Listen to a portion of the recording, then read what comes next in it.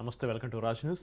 Telangana cabinet కీలక నిర్ణయాలు తీసుకుంది. సంక్షేమం, విద్య, వైద్యం, మౌలిక సదుపాయాల అభివృద్ధితో పాటుగా పలు అంశాలపైన మంత్రివర్గం గ్రీన్ సిగ్నల్ ఇచ్చింది.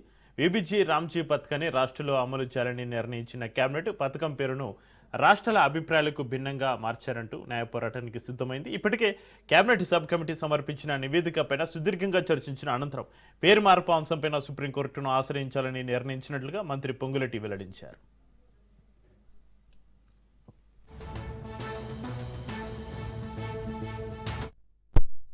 ఆరోగ్య రంగంలో టిమ్స్లో 6,278 పోస్టుల భర్తీకి ఆమోదం తెలపడంతో పాటుగా గాంధీ సరోవర్ ప్రాజెక్టు మూసి రివర్ ఫ్రంట్ తొలి దశ పనులకు కూడా కేబినెట్ గ్రీన్ సిగ్నల్ ఇచ్చింది.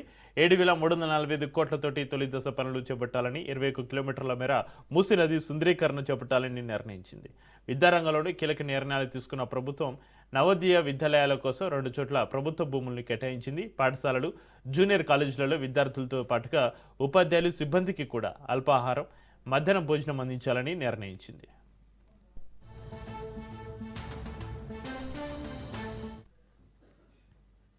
గౌరవ ముఖ్యమంత్రి రేవంత్ రెడ్డి గారి అధ్యక్షతన తెలంగాణ రాష్ట్ర కేబినెట్ సుదీర్ఘంగా అనేక అంశాల మీద చర్చించి నిర్ణయాలు తీసుకోవటం జరిగింది.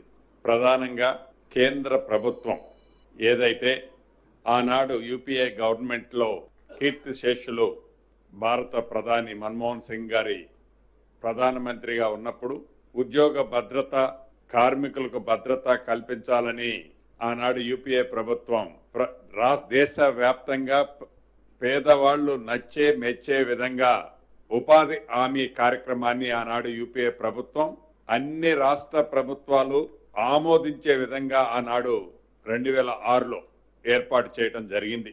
తదుపరి ఎన్డీఏ ప్రభుత్వంలో ఈనాడు రాష్ట్ర ప్రభుత్వాల అభిప్రాయాలకు భిన్నంగా దేశంలోని ప్రజల అభిప్రాయాలకి, కూలీల అభిప్రాయాలకి, పేదవాడి అభిప్రాయాలకి భిన్నంగా ఈ ఉపాధి హామీ పథకాన్ని పేరు మార్చి విబిజీ రామ్జీ పేరుతో రాష్ట్రాల అభ్యంతరం తెలియచేస్తున్నా, దేశంలోని పేదవాళ్ళు అభ్యంతరాన్ని తెలియచేస్తున్నా ఒంటెద్దు పోకడతో కేంద్ర ప్రభుత్వం ఈ జీరామ్జీ కార్యక్రమాన్ని నిన్న 1వ తారీఖు నుంచి దేశవ్యాప్తంగా ప్రవేశపెట్టింది.